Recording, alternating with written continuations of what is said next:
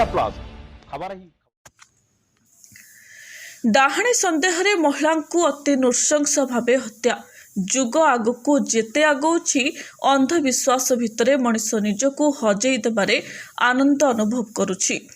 कौनसी प्रकार शारीरिक असुस्थता देखागले डाक्तरी चिकित्सा सेवार सुजोग नेबा बदल गुणी गारेडी को आपणाउथिबा एवं भूल को स्वीकार करने परिवर्ते निरीह लोकों जीवन नेबाकू पछाऊ नाहंती अंधविश्वासर अंध गली रे जीवन जीउथिबा जल्लाद माने गुणी गारेडी साजी निरीह लोकों ठकामीर शिकार करी मोटा अंकर अर्थ रोजगार लोभरे साधारण लोकों नृशंस सजाउछंती भंड देवादेवी पूजक तो आउ केतेबेले गुणिया माने एभली नृशंस घटना अधिक देखा मिले आदिवासी अध्युषित मयूरभंज जिले में निरीह आदिवासी लोकंकर सरलतार सुजोग नहीं भल अर्थकारी बेपार मेलाइछंती भंड देवादेवी पूजक सांगकू लोक देखाणिया गुणिया माने केतेबेले झड़ा फुंका तो आउ केतेबेले शारीरिक असुस्थतार चिकित्सा करबा पई आगे आसी निजर प्रभाव जाहिर करबाकू गाँर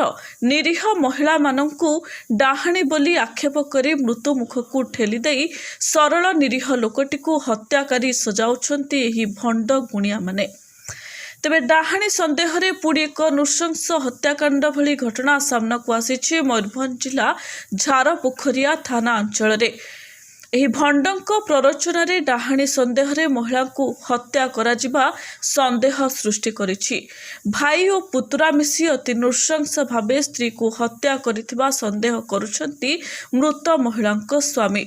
मयूरभंज जिला झारपोखरिया थाना लहंडाकोचा ग्राम रे एभली अभावनीय घटना देखिबाकू मिलिछि।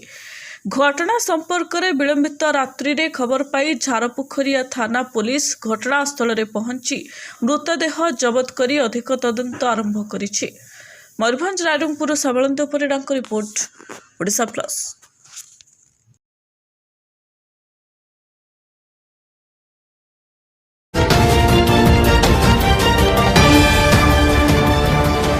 ओडिशा प्लस खबर ही